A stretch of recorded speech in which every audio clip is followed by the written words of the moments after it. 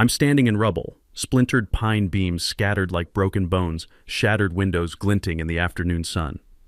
My grandfather's hand-carved railing, the one he shaped with a draw knife over 3 winters, crushed under a bulldozer track. Everything reeks of diesel and 60 years of stolen memories. They demolished my family's cabin 5 days ago, while I was in Memphis burying my father. No permit, no warning, no legal right. Just a bulldozer, a smug HOA president named Constance, and a forged court order. She thought I was just another grieving son she could steamroll. Too broken to fight back. Big mistake. I'm Marcus Aboa, county building inspector for 18 years. Every demolition in this county crosses my desk. Every code violation, every secret. Constance just handed me a felony wrapped in a bow. What would you do if your HOA destroyed your inheritance while you buried family? Drop it below. Where are you watching from? I guarantee your neighbor has an HOA nightmare too. Let me back up 6 weeks, before the rubble, before Constance made the worst decision of her entitled life. My father died of a heart attack on a Tuesday. Found him in his recliner. Braves game still on. He was 73. I was his only son. The cabin was supposed to be our retirement plan, 2 old men on a dock, teaching my daughter how to gut trout the way 3 generations of Eboa men learned. That cabin was built in 1963 by my grandfather, Hank, World War II vet, master carpenter, the kind of man who shaped wood like other men shape excuses. Took him 2 years. Every beam, every joint, every carved railing done by hand. I can still smell it. Cedar planks and fish cleaner fluid, metallic well water ice cold in August, the creak of dock boards underfoot. At dawn, loons calling across the water like church bells. Every door frame had his tool marks, imperfections that were signatures. I inherited it in '09 when grandfather died. Dad used it weekends. When he passed, it became mine, fully paid off. The one piece of family legacy I had left after 18 years of county paychecks that never stretched. I'm 52. My daughter Sienna's 24, doing graphic design in Portland. That cabin was going to be hers someday. 12 years ago, some developer bought the land around the lake and dropped in 87 McMansions, Pinewood Shores. Every house builder beige, every lawn manicured, starting price $400 grand. With those houses came the HOA, $450 a month, rules about grass height, mailbox designs, paint colors, the kind of organization that gives clipboard carriers a kingdom. Enter Constance Whitmore, 62, real estate broker, white Lexus, Boston transplant, that smile that never reaches the eyes. 7 years as HOA president, measuring grass with rulers, reporting pickup trucks as eyesores, perfecting just following the rules, while making lives hell. My grandfather's cabin predated her HOA by 43 years. Grandfathered, legally untouchable. I had surveys, original 1963 permits, continuous family ownership on record. Constance didn't care about laws. She cared about control. 3 days after my father's funeral, while I was in Memphis burying him, a certified letter arrived. Notice of non-compliance and remediation requirement. My cabin was a visual blight affecting community property values. 14 days to repaint it beige, remove the dock, tear down grandfather's tool shed, or they do it for me, at my expense. The letter cited covenants that didn't exist in 1963, legal jargon designed to intimidate, a deadline impossible while I buried my father. I should have hired a lawyer immediately. But I believed I could reason with them. I'm a county building inspector. I know property law inside out. I requested an emergency board meeting. First mistake. The meeting was in Constance's McMansion, in a room she unironically called the clubhouse. 6 board members sat across a table like a tribunal. I brought documentation, survey maps, original permits, grandfather's deed. Constance didn't look. "Mr. Eboa," she said, voice dripping with synthetic sympathy, "we sympathize with your loss, truly. But your cabin drags down property values. Rules are rules." I opened my folder. "My grandfather built this before your HOA existed. It's grandfathered under county code." She cut me off. "We've consulted attorneys. Your non-compliance is documented. 14 days or we take corrective action." "Corrective action? You mean demolition?" "If necessary." Her smile never wavered. The man beside her, Dale Whitmore, mid-40s, contractor's tan, same last name. Her son, I'd learn later, ran Whitmore and Sons Construction. Convenient. The vote was 6-0. Authorization granted to remediate my property if I didn't comply. I left thinking I'd handle this through proper channels. File an injunction. Talk to the county attorney. I'm not some random homeowner they can bully. I'm the guy who approves their building permits. Surely they'd follow the law. That was my second mistake. I assumed Constance Whitmore gave a damn about laws. She didn't. She gave a damn about showing everyone she had power. And 5 days later, while I was scattering my father's ashes in Memphis, she sent in the bulldozers.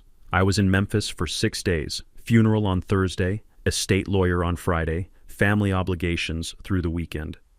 The whole time, my phone kept buzzing with Pinewood Shores HOA emails, reminders about my compliance deadline, updates about scheduled remediation.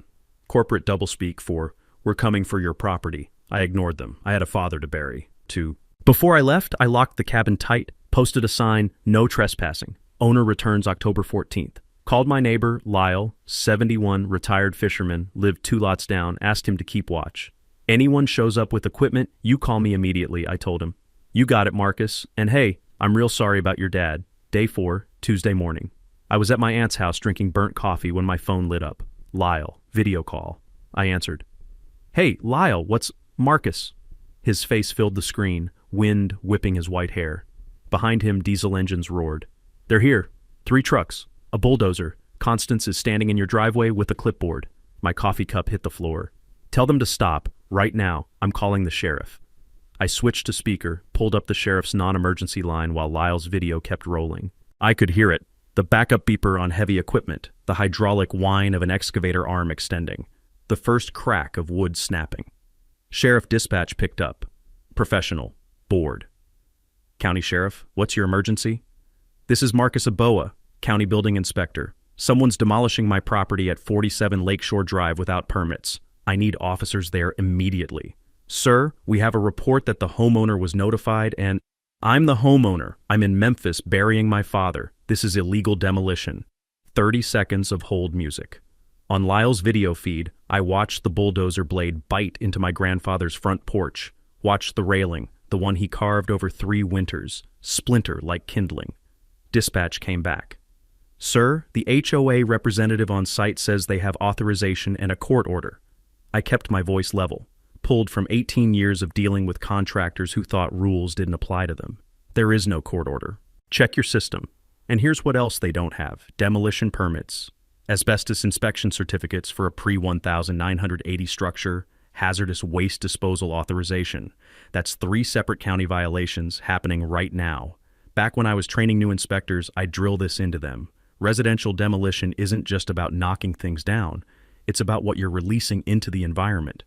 My grandfather's cabin had asbestos siding, lead paint, probably old fuel residue in the shed. Tearing into it without proper containment and certified disposal wasn't just illegal. It was poisoning the groundwater that fed into the lake. 'Sir, this appears to be a civil HOA matter. You'll need to contact your attorney.' The line went dead. I stared at my phone. Then I booked an emergency flight. $640 for a seat that didn't recline. Earliest departure was 6 p.m., 8 hours away. I kept Lyle on video the whole time, watched them work. Watched Dale's crew, 4 guys in Whitmore and Son shirts, rip through 60 years of memories in 11 hours straight. They didn't just demolish the structure, they destroyed everything inside: my grandfather's toolbox, my father's fishing rods, photo albums, the cast iron skillet Grandma used for cornbread. Lyle narrated like a heartbroken sports commentator. They just pulled down the back wall. Oh God, Marcus, they're not even being careful. They're just smashing everything. I couldn't look away, couldn't close the app. By the time I landed, by the time I rented a car and drove the 43 miles from the airport, it was over. I pulled into my property at 9 p.m., golden hour light on the lake. The kind of evening my dad loved. Everything quiet except crickets and water lapping the shore. The cabin was gone. Just a concrete slab, piles of splintered lumber, shattered glass catching the last sunlight like broken teeth. The smell of diesel fuel hung thick in the air, mixing with sawdust and something chemical I couldn't identify. And there, staked into the ground beside the foundation, was a laminated sign. I walked over, read it. Per Pinewood Shores HOA bylaw 14.3, non-compliant structure removed. Restoration and disposal costs, $32,700. Invoice to follow. Constance Whitmore, HOA president. I stood there holding that sign, hands shaking, not from grief, from rage so pure it felt like ice water in my veins. She didn't just destroy my cabin, she was going to bill me for it. I pulled out my phone, opened my county database app, the same one I use every day for inspections, searched the address. Demolition permits filed, 0. Asbestos inspection certificates, 0. Hazardous waste disposal permits, 0. Constance had just committed 3 separate felonies and created an environmental hazard. And she'd done it all while I was burying my father, probably thinking I'd be too broken to fight back. I knelt down, picked up a piece of my grandfather's railing. The wood was still warm from the sun. I could feel his chisel marks under my thumb. Then I smiled. Because Constance Whitmore had no idea she'd just handed me everything I needed to bury her. I didn't sleep that night. Sat on the foundation slab until dawn, watching the lake turn from black to silver to gold. My phone buzzed with condolence texts from relatives in Memphis. I didn't answer. I was too busy making a list. Not a revenge list, a documentation list. Because here's what Constance didn't understand about building inspectors. We don't get mad, we get methodical. First item, file a police report. I drove to the station at 7 a.m., still wearing yesterday's clothes, smelling like diesel and sawdust. Detective Carla Reyes met me in the lobby. We'd worked together on contractor fraud cases before. I'd flag suspicious permits. She'd investigate the money trails. Marcus, she said, and her face told me she already knew. I saw the property yesterday. I'm so sorry. I need to file a report. Criminal trespassing, destruction of property over $25,000, illegal disposal of hazardous materials. She led me to an interview room. I walked her through everything. The certified letter, the board meeting, the demolition while I was burying my father, Lyle's video footage, 47 clips, 8 hours of documentation, the laminated sign demanding I pay them $32,000. Carla wrote it all down. This is solid, felony destruction of property. But Marcus, HOA cases get complicated. They'll claim they had authority under their bylaws. Their bylaws don't override county law, I said. No demolition permit, no asbestos inspection. They just release carcinogens into a residential area. She slid a card across the table. You need a lawyer. Call Judith Kwan. Second item, hire that lawyer. Judith Kwan's office was above a dry cleaner downtown, water-stained ceiling tiles and a secretary who looked like she'd seen every scam. Judith herself was 58, Korean-American, reading glasses on a chain, reputation for destroying HOA boards in court. I'd seen her testify once, watched her turn a smug property manager into a stammering mess in under 10 minutes. Mr. Aboa, she said, shaking my hand. Constance Whitmore's made enemies over the years, but this is low even for her. Can we sue? We're going to sue, but first we're requesting every financial document the HOA has produced in 5 years. She smiled. It wasn't nice. HOAs are technically nonprofits. Sunshine laws apply. They have to disclose finances to any member who requests them.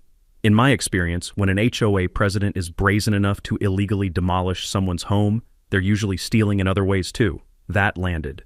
I remembered reading about HOA embezzlement cases when I first bought into Pinewood Shores, boards that treated dues like personal piggy banks, paid contractors triple rates, falsified expense reports. Most homeowners never bothered checking the books. They just paid their monthly fees and assumed someone responsible was managing the money. Third item, routine county inspections. As county building inspector, I have authority to inspect any structure for code compliance. It's not personal. It's literally my job. And Pinewood Shores was due for its rotating district inspection anyway. I started with Dale's recent construction projects, pulled permits for every home Whitmore & Sons had built in 3 years. 11 properties. On paper, everything looked fine. But paper lies. Wood doesn't. I showed up at the first house Thursday morning. Nice 4-bedroom colonial, young couple, 2 kids. The husband answered. Can I help you? County building inspection. Routine compliance check on your 2022 construction. His face went pale. Is something wrong? That's what I'm here to find out. I found violations in 15 minutes. The attic had no fire stops between joists, meaning if fire started, it would spread through the ceiling like a highway. HVAC venting was improper, pumping carbon monoxide into ductwork instead of outside. Deck railing was 2 inches too low, fall hazard for the kids. None of it cosmetic. All of it dangerous. All of it Dale cutting corners to pad profit margins. I wrote it up. You have 30 days to remedy these violations or the county issues daily fines. More importantly, this is your family's safety. Get a lawyer and contact your builder. But we passed final inspection 2 years ago. You passed someone's inspection, not mine. I hit 4 more houses that day. Similar violations in all of them. By Friday, 63 code failures across 11 properties. Dale's company wasn't just shoddy. It was systematically dangerous. Every homeowner was about to get a very expensive letter. Saturday morning, my phone rang. Unknown number. Marcus Eboa. You son of a bitch! Dale's voice, shaking with rage. You're inspecting my houses? I'm inspecting all houses in my district. Yours just happen to be fire hazards. This is harassment. Retaliation because of your shack. My grandfather's cabin. And no, this is me doing my job, which is more than I can say for you. He hung up. 20 minutes later, another call. Constance. Mr. Eboa, we need to talk. No, we don't. You're abusing your position to harass board members. I'm filing a complaint with county administration. You do that, and while you're at it, explain why you demolished a structure without permits, without asbestos inspection, without my approval. I'll wait. Silence. Then, this isn't over. No, I agreed. It's just starting. Judith called me on Tuesday. Marcus, you need to come to my office. Now. Her voice had that edge I'd heard in courtroom recordings, the one that meant she'd found blood in the water. I drove downtown, took the stairs 2 at a time. Her office smelled like burnt coffee and the kind of cheap air freshener that makes everything worse. Judith was at her desk, surrounded by spreadsheets, highlighters in 3 colors. Sit down, she said. You're going to want to be sitting for this. She spun her laptop around. I filed the Sunshine Law request Friday. HOA fought it for exactly 4 hours before their attorney told them they had no legal grounds to refuse. Got 3 years of financials yesterday. She tapped the screen. Pinewood Shores collected $470,000 in annual dues. 87 homes, $450 a month. Should be straightforward. Landscape, insurance, maintenance, reserves. She highlighted a number in toxic yellow. Budget shows only $290 in documented expenses. That's $180,000 unaccounted for, per year, for 3 years. I stared at the screen. $500,000? $540, give or take. And I found where it went. She pulled up another sheet. Dale's company. Whitmore & Sons billed the HOA $94,000 last year for landscape maintenance. I called 3 competitors. Market rate, $28,000. Dale charged triple it. Kickback, I said. She nodded. Textbook, but it gets better. The HOA paid $47,000 in legal fees to Richard Pemberton, disbarred in Massachusetts 2 years ago for practicing without a license. Related to Constance? Brother-in-law, and here's my favorite, Constance submitted $18,000 in administrative expenses, meals, spa visits, her Lexus lease payments. She literally billed the HOA for her car. Woman has the audacity of a mob boss, but the imagination of a parking ticket. That got a laugh out of me. First one in a week, Judith continued. Here's the smoking gun. She pulled up an email chain. Constance to Dale, 3 days before your cabin demolition. Read this. I read. Handle the Eboa problem permanently. Bill it as emergency landscape remediation. Usual split. Dale's response? Done. He'll be too broken to fight back. My hands started shaking. Not from fear, from something sharper. She planned it, Judith said, voice flat. Calculated it. Intended to profit by billing the HOA for demolition, then splitting the money with her son. Your grief was just convenient timing. I remembered something my grandfather used to say when I was young, watching him work on the cabin. He'd explain how wood joists distribute weight, how one rotten beam could collapse an entire structure if you didn't catch it early. Foundation's only as strong as its weakest point, he'd tell me. You let rot spread, the whole thing comes down. That's what Constance had done. Let corruption spread until the entire HOA was load-bearing fraud. What do we do with this? I asked. We bury her, criminally and civilly. I'm packaging this for the district attorney. Fraud, embezzlement, conspiracy. Multiple felony counts. And I'm filing a class action on behalf of all 87 homeowners. Breach of fiduciary duty. Full restitution plus damages. The other homeowners don't know yet. They will. I'm sending a letter to every address tomorrow. Detailed breakdown of where their money went. Spa days, Lexus payments, Dale's inflated invoices. Give them 48 hours. Half the neighborhood will want Constance's head. When do we go public? I asked. She raised an eyebrow. You want press? I want everyone to see it. Not a quiet plea deal. Public. I want every homeowner who paid $450 a month to watch her get arrested. Judith grinned. I've been waiting my entire career for a case this righteous. I pulled out my phone, opened my inspection database. Give me 20 minutes. For what? Research. I'd been thinking about this since Saturday. Constance filed that complaint with county administration, claiming I was abusing my position. If she wanted to play that game, I'd show her what abuse actually looked like, when it was legal. I pulled up every property Constance had bought, sold, or managed in the last 5 years. Cross-referenced them with building permits. Found something interesting. Very interesting. In 2021, Constance sold a commercial property downtown, an old warehouse converted to loft apartments, listed it as fully renovated, code compliant, sold for $800,000. I pulled the permit history. No permits filed for renovation, no electrical inspection, no final occupancy certificate. She'd sold a non-compliant building and pocketed $750,000. I showed Judith, her eyes went wide. That's real estate fraud, separate criminal case. And it's still occupied, 23 units. All of them illegal. I stood up. I'm doing an emergency inspection tomorrow morning. If those apartments are non-compliant, everyone gets evicted until violations are fixed. Building owner has to sue Constance for fraudulent sale. Another victim. Another headline. Judith laughed. Actually laughed. You're not just burying her, you're salting the earth. She demolished my grandfather's legacy while I buried my father, I said. I'm making sure she loses everything legal, slowly, like she's stuck in her own personal DMV line. I love my job, Judith said. Let's destroy her. Wednesday night, I was in the county archives basement at 8 p.m. surrounded by leather-bound deed books that smelled like mildew and bureaucracy. The clerk had given me a weird look when I requested records going back to 1959, but I had clearance.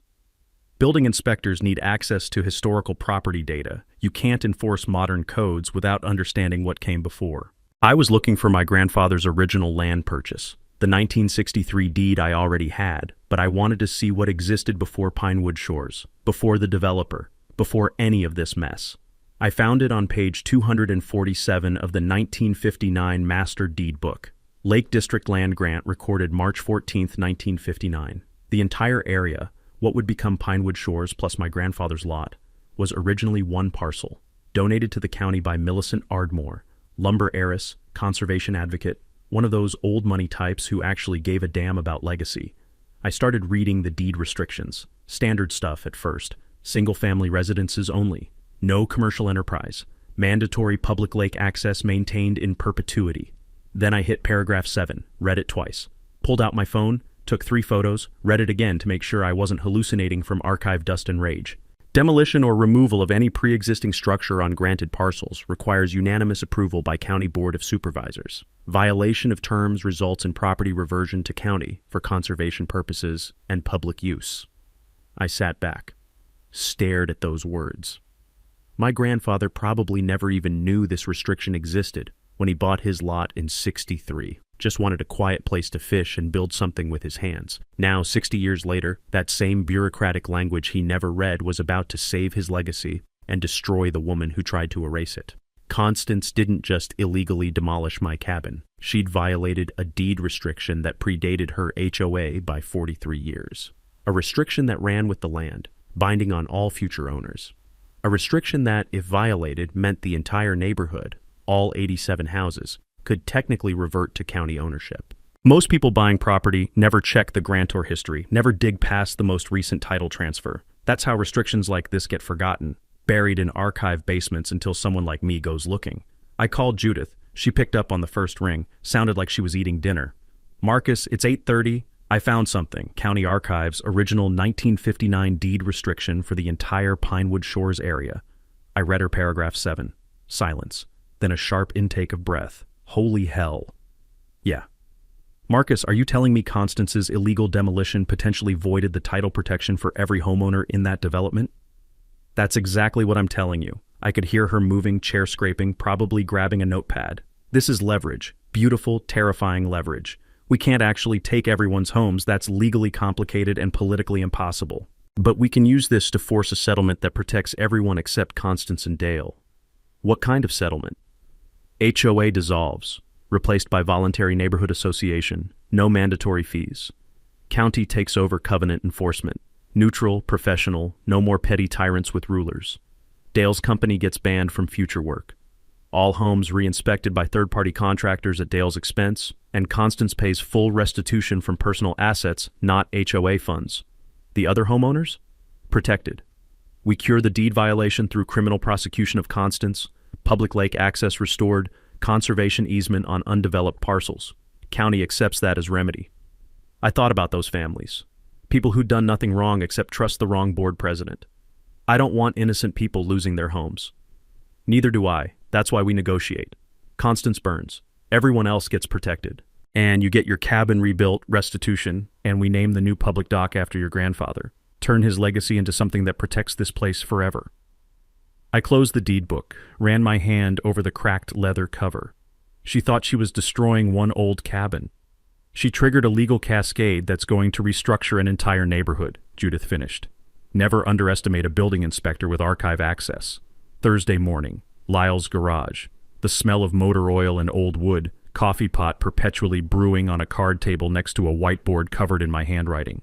Timeline on the left. Demolition, emails, financial fraud, evidence categories on the right. Criminal, civil, regulatory.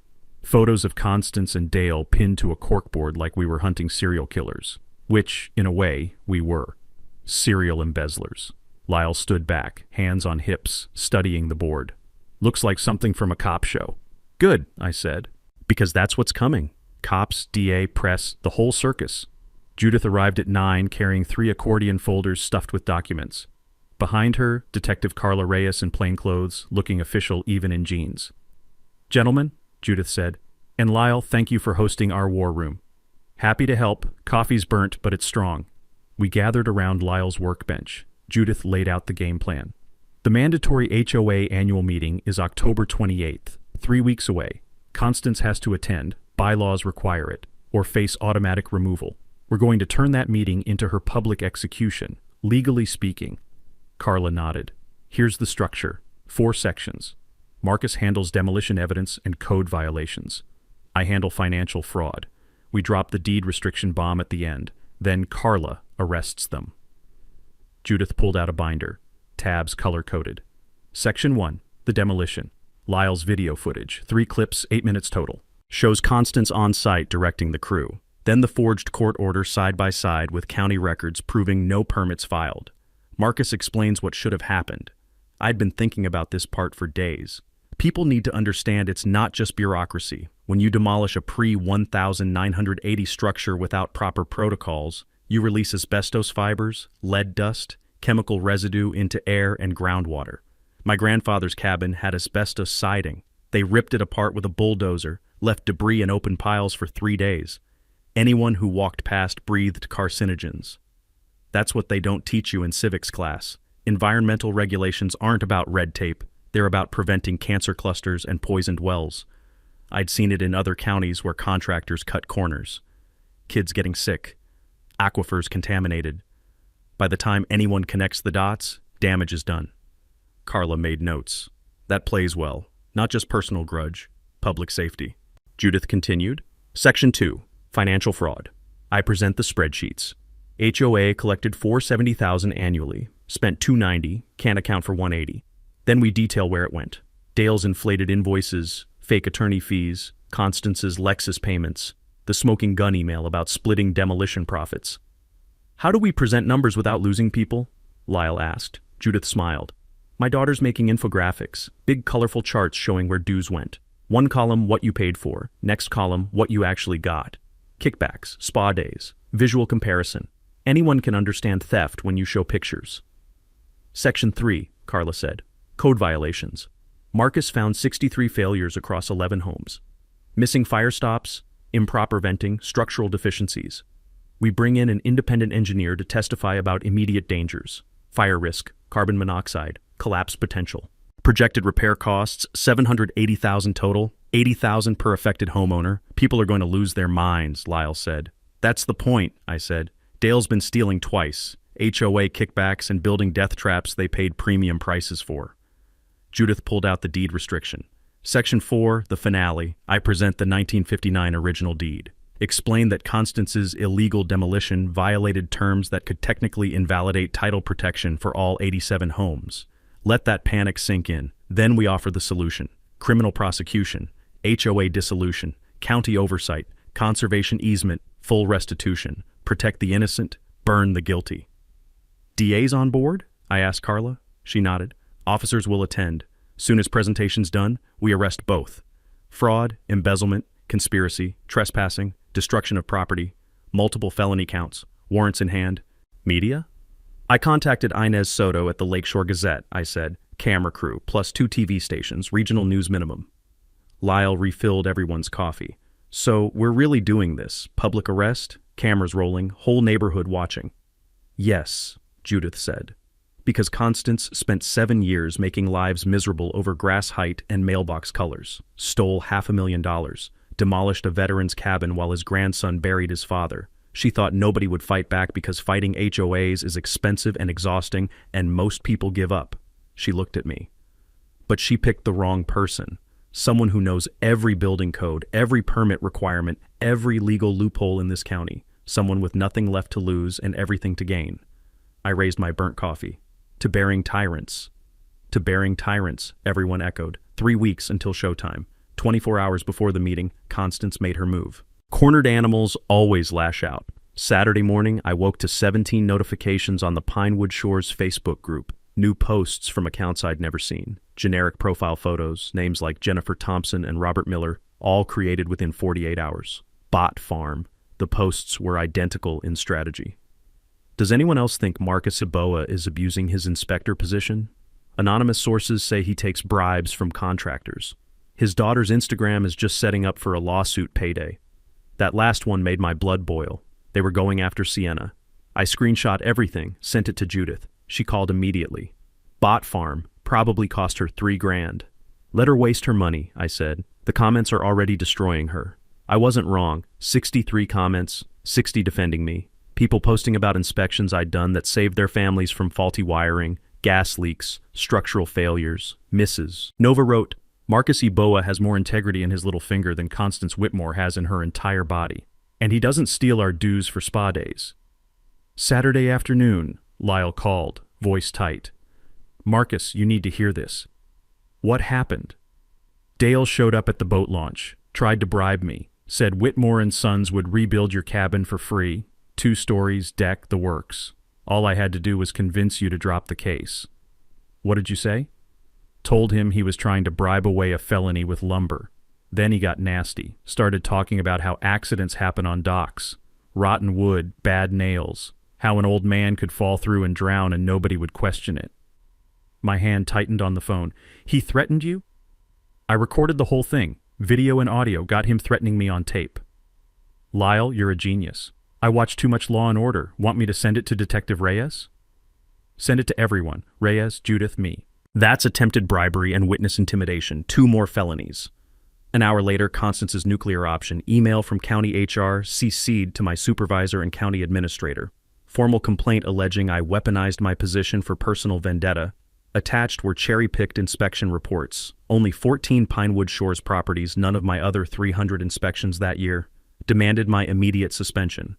I forwarded it to Patricia Vance, county administrator. 61 veteran bureaucrat had been navigating county politics since before I got my license. She called 20 minutes later. Marcus, come to my office, now. Patricia's office smelled like peppermint tea and old paper. She had the complaint printed, red pen marks everywhere. Sit. She slid a document across the desk. Your complete inspection log for the year. I pulled it this morning. The log showed 312 inspections across 8 districts. Pinewood Shores was District 5, scheduled for rotating inspection in September, before the demolition. You've been rotating through districts on schedule for 4 years. Pinewood Shores was due. The violations you found are consistent with prior complaints about Whitmore and Sons from the previous inspector. You were following up, not initiating. She leaned back. This complaint is transparent retaliation. I'm dismissing it. Off the record, bury her. I've been dealing with Constance Whitmore for 7 years. Woman's a menace. That night, Sienna called from Portland. Dad, my Instagram's blowing up. Someone posted that I'm exploiting your trauma. Constance hired a bot farm. It's backfiring spectacularly. I gained 4,000 followers today. People are DMing their own HOA horror stories. I think I'm accidentally starting a movement. Despite everything, I laughed. Your grandfather would have loved that. Turning her sabotage into something good. How are you feeling? About tomorrow? I looked out my apartment window. Could see the lake in the distance, moonlight on black water. Honestly, calm. I've done the work, built the case. All I have to do tomorrow is show up and tell the truth. You're going to destroy her, Dad. Yeah, I agreed. I am. Sunday morning, day of the meeting.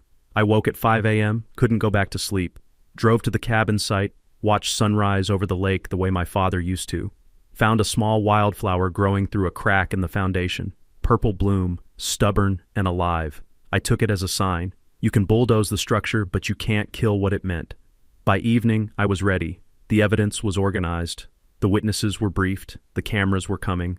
Constance had spent the week trying to destroy me with bots, bribes, and bureaucratic complaints. All she'd done was add more charges to her arrest warrant. 6 p.m., showtime, 6 p.m., Pinewood Shores Community Center. The parking lot was packed. 94 cars, people standing outside because folding chairs ran out. Inez Soto had her camera tripod set up in back, live stream running. 2 TV news vans outside, reporters doing stand-ups. This was about to be a circus, and Constance was the main attraction. I walked in at 6:15, felt every eye turn, some sympathetic, some curious, a few hostile. Dale's friends, probably. I nodded to Lyle, sitting front row with Mrs. Nova. Judith was at a side table, 3 laptops connected to the projector. Carla Reyes stood against the back wall in plainclothes. 2 uniformed deputies waited outside. Constance sat at the head table like a queen. White blazer, pearl necklace, that smile that never reached her eyes. Dale beside her, sweating through his polo despite the AC. The other 4 board members looked like they wanted to be anywhere else. Constance called the meeting to order. Gavel strike. Ladies and gentlemen, thank you for attending. Before we begin regular business, I'd like to address some baseless accusations. I stood. Madam President, I'd like to invoke my right under State Statute 47.3 to present evidence of fiduciary breach before any other business. Her smile tightened. Mr. Aboa, this is highly irregular. Judith stood. It's the law. He has the floor. Constance looked at her fake attorney brother-in-law who'd gone pale. Yes, that statute applies. She sat back. Fine, 5 minutes. I'll need more than 5. I walked to the front, pulled up the first slide. My grandfather's cabin.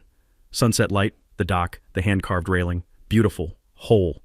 This was my family's cabin, built 1963 by my grandfather, World War II veteran, stood 60 years, until September 23rd, when it was demolished while I buried my father. Silence. Next slide, Lyle's video. 3 minutes. The bulldozer biting into the porch. Railing splintering.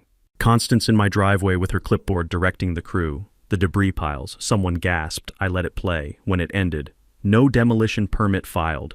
No asbestos inspection, despite this being a pre-1980 structure with hazardous materials. No proper disposal. This is criminal trespassing, felony destruction of property, illegal environmental hazard disposal.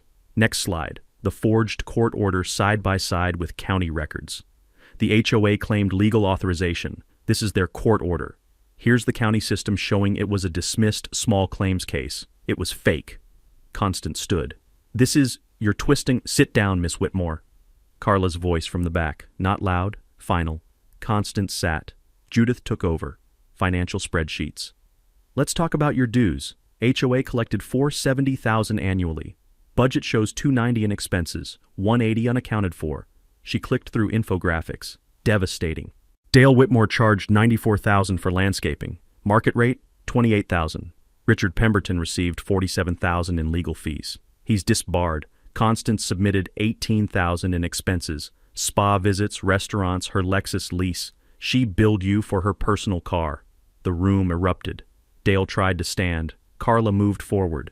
He sat. Judith pulled up the email, 10 feet tall on screen. Handle the Aboa problem permanently. Bill it as emergency remediation. Usual split. Dale's response. Done. He'll be too broken to fight back. Chaos. 70 people shouting. Someone yelled, "You stole from us." Mrs. Nova stood, pointing. "You destroyed his home to make money?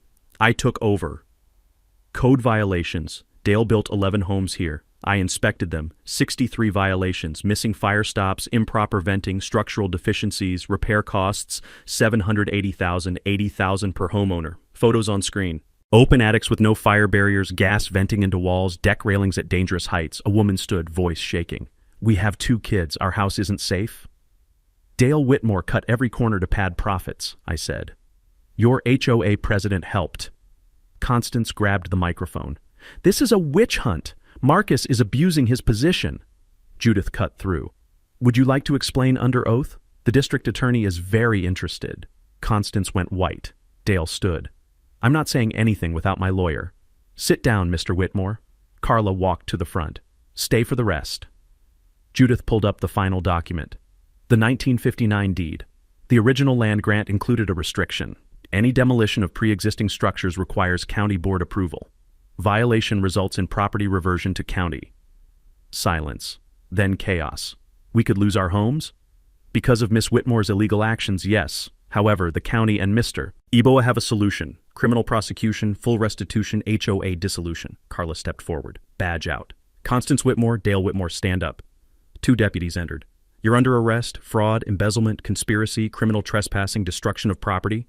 The room erupted. Cameras flashing. Inez's live stream at 11,000 viewers. The deputies moved in. Handcuffs clicked. Constance turned to me, being led away. You've ruined me! Ruined me! I met her eyes. Calm, final. No, Constance, you demolished my family's legacy while I buried my father. I just made sure everyone knew who you really are. My grandfather built that cabin after surviving World War II. It was never an eyesore. It was a monument to resilience. Something you'll never understand. The room stood. 83 people applauding. Mrs. Nova hugged me, crying. Inez's live stream hit 14,000. Constance and Dale walked out in handcuffs, camera flashes lighting them up like the evening news. Justice, finally, looked exactly right. The deputies led Constance and Dale toward the exit. Camera flashes turned the room into a strobe light. For 7 years, Constance had stood at that head table dispensing judgments about grass height and mailbox colors. Now she was leaving in handcuffs. But we weren't done. The arrests were spectacle. What came next was healing. Judith called the room to order. Took a minute for chaos to settle. People still standing, some crying, some staring at the doors where Constance had disappeared. Everyone, please sit. We have important business. Slowly, people returned to chairs. The energy had shifted, no longer angry, something closer to shell-shocked relief. Judith pulled up a new slide. Here's the situation. Constance's illegal demolition violated a 1959 deed restriction that technically puts all 87 properties at risk. Before anyone panics, we have a solution. She clicked through bullet points. 1. Criminal prosecution proceeds. No plea deals avoiding jail time. 2. All stolen HOA funds recovered and distributed back to homeowners. 3. Constance and Dale's personal assets liquidated to pay Marcus's restitution and cover third-party home inspections. 4. Dale's company permanently banned from this county. 5. The mandatory HOA dissolves immediately, replaced by voluntary neighborhood association with transparent finances. A hand shot up. Young guy. One of the homeowners I'd red tagged. What about our code violations? You still fix them, I said. But the county's waiving fines and extending remediation to 6 months. Dale Whitmore will be held liable for repair costs through civil court. You sue him. And I've contacted 3 reputable contractors for free estimates. You won't navigate this alone. Mrs. Nova raised her hand. What about dues we already paid? Judith smiled. Recovered funds distributed proportionally. If you've been here 7 years paying $450 a month, you're getting back approximately $37,000. The room stirred. Someone said $37,000. Another. That's our kitchen renovation. Lyle stood. I move we elect a new interim board right now. 3 people. Seconded, said the young guy. All in favor? Forest of hands. Nominations? It happened fast. Lyle nominated for president. Unanimous. Mrs. Nova for treasurer. She'd been a CPA. Rebecca, a local teacher, for secretary. 3 people who gave a damn about community instead of control. Rebecca stood. First order of business? I move we thank Marcus Eboa for saving this neighborhood. Applause. Louder. Someone whistled.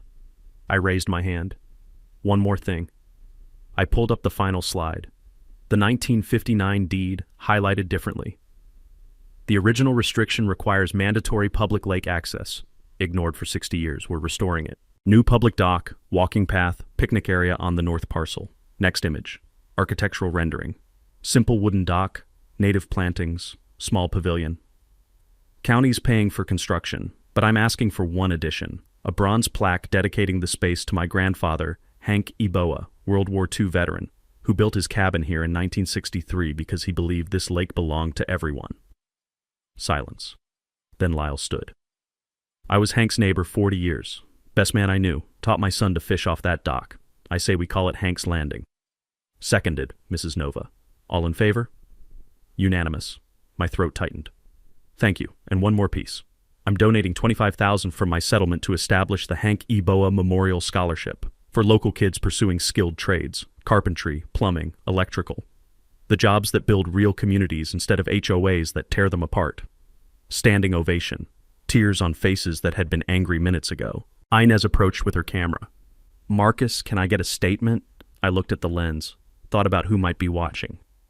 "If your HOA is measuring grass with rulers, billing you for expenses they won't explain, treating your home like their kingdom, you have rights.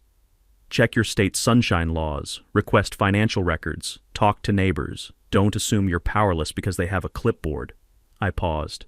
"And if they come for your family's legacy while you're burying your father, make sure they learn some people know how to fight back." Inez lowered the camera. "That's going viral." "Good," I said. Outside, red and blue lights still flashing. Constance and Dale in separate patrol cars, news crews getting footage. I stood on the steps, breathing night air. Smelled like cut grass and lake water and something that felt like justice. Lyle appeared beside me. "Your grandfather would be proud." "Yeah," I said. "He would." We stood watching the patrol cars pull away, taking Pinewood Shore's petty dictatorship with them. The lake reflected stars beyond the lights. Calm, eternal. Still there after all the human drama. Some things you can't bulldoze. 6 months later, April, first warm weekend of spring, I stood on the new dock, Hank's Landing, watching volunteers hammer the final boards on my rebuilt cabin. 23 families showed up today. Brought tools, lumber, sandwiches, coolers of beer. The kind of barn-raising energy my grandfather would have recognized. Community the way it used to work, before HOAs and clipboards. The cabin looked almost exactly like the original. Same footprint, same cedar siding, though the new stuff smelled sharper, less lived in. Same hand-carved railing design. Lyle had found a local woodworker who studied my grandfather's technique from the salvaged pieces. Not quite the same, close enough to feel like home. Constance pled guilty in February. 6 felony counts. Sentenced to 3 years, would serve 18 months minimum. Real estate license permanently revoked. Her Lexus sold at auction. House foreclosed. Last I heard, she was working prison laundry, which felt appropriate given how much dirty money she'd laundered through the HOA. Dale got 2 years for conspiracy and fraud. Contractor license revoked. Company dissolved. 11 homeowners sued him. Won. He'd be paying settlements for the next decade. The HOA's stolen funds, $540,000 recovered, were distributed to all 87 families. Checks arrived in January, averaged $6,000 per household, more for longtime residents. Mrs. Nova used hers to visit her daughter in California. The young couple with 2 kids put theirs toward fixing Dale's shoddy construction. 3 families donated portions to the scholarship fund. The Hank Aboa Memorial Scholarship awarded its first 3 recipients in March. Aspiring welder, carpenter, HVAC technician. All from working-class families, all local. Ceremony held right here at Hank's Landing. 50 people gathered on the new pavilion. I handed out awards while Sienna took photos for her Instagram. Her HOA horror story series had grown to 92,000 followers, turned into an advocacy platform for HOA reform nationwide. Pinewood Shores looked different now. The Voluntary Neighborhood Association kept dues at $75 monthly. Optional, for shared landscaping and snow removal only. No enforcement, no fines. No rulers measuring grass. People painted their houses actual colors. Blues, greens. One guy went bright yellow that probably made Constance scream from her cell. Property values increased 7%. Turns out freedom sells better than fascism. I was dating Robin, the engineer I'd met during the rebuild. 49, kind smile. Laughed at my terrible contractor jokes. We'd gone fishing off this dock twice. She was terrible at it, which somehow made it better. Sienna approved, which mattered more than I'd expected. The state legislature passed the Homeowner Protection Act in March. Mandatory HOA bond insurance, annual independent audits, easy conversion to voluntary associations, demolition without consent, automatic felony. The governor signed it standing beside me, called it Hank's Law in his remarks, my grandfather's name in legislation. He would have been embarrassed and secretly proud. Detective Reyes got promoted to sergeant. Judith took on 4 more HOA fraud cases, building a reputation as the lawyer who destroyed petty tyrants. Lyle was still fishing, still living 2 lots down, still the best neighbor anyone could ask for. And me? Still county building inspector, still doing my job. But twice now, someone at an inspection recognized me from news coverage, asked advice about their own HOA problems. I'd started keeping Judith's card in my wallet. I'd accidentally become a symbol for something bigger than one demolished cabin. This morning, I'd scattered the last of Dad's ashes off the new dock, said a few words. Felt him there in the way light hit the water. Felt my grandfather too. 3 generations of Eboa men connected to this place, this lake, this stubborn refusal to let bullies win. The volunteers broke for lunch. Someone fired up a grill. Burgers and hot dogs, kids running on the dock, splashing in shallows. Normal, beautiful, what this place always should have been. Lyle walked over, handed me a beer. The bottle was cold and slick with condensation. Cabin's ready next week. You moving back in? Yeah, I said. I am. Good. We clinked bottles, stood there watching the lake, the cabin, the community we'd fought for, and won. You know what? This story isn't really about me. It's about what happens when ordinary people refuse to accept that petty tyrants get the final word. If you've got your own HOA nightmare or any story about standing up to a Karen who thought she had all the power, drop it in the comments below. You're not alone in this. And hey, share this video with someone who needs to know they can fight back. Want more stories like this? Neighbors who refused to back down, systems that got exposed, underdogs who won against impossible odds? Hit that subscribe button for Karen stories. We post new justice tales every week, because revenge might be a dish best served cold, but justice is always worth the wait. Oh, and Constance, if you're watching this from the prison library computer, my property values are doing just fine.